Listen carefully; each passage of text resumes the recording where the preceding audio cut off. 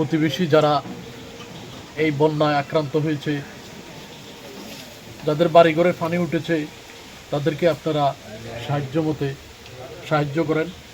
নগদ টাকা, শুকনা খাবার, যার যা সাধ্য আছে সাধ্য অনুযায়ী আপনারা এগিয়ে আসেন।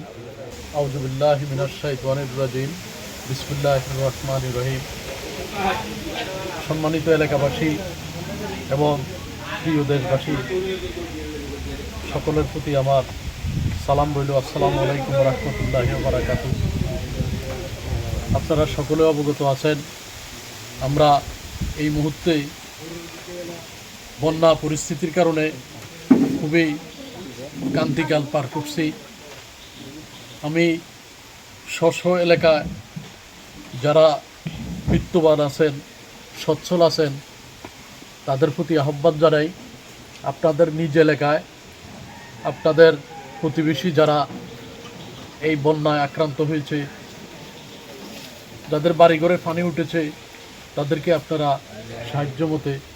সাহায্য করেন। নগদ টাকা, শুকনা খাবার, যার যা সাধ্য আছে সাধ্য অনুযায়ী আপনারা এগিয়ে আসেন।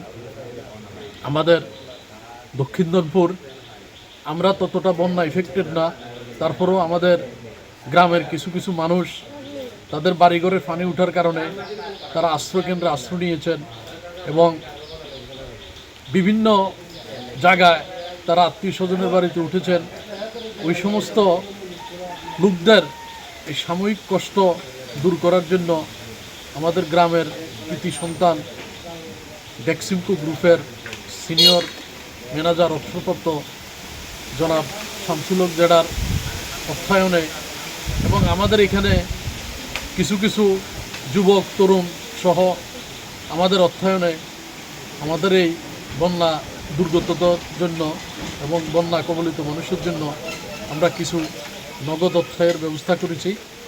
আপনারা সবাই এগিয়ে আসুন, আমরা একে অপরের পাশে দাঁড়াই, মানুষের জন্য কাজ করি, সবার সুস্বাস্থ্য, মঙ্গল এবং এই বন্যা পরিস্থিতি যাতে দ্রুত চলে যায়, মহান আল্লাহ রাব্বুল আলামিনের কাছে এই প্রার্থনা করে আমি আমার বক্তব্য শেষ করছি। সকলকে ধন্যবাদ।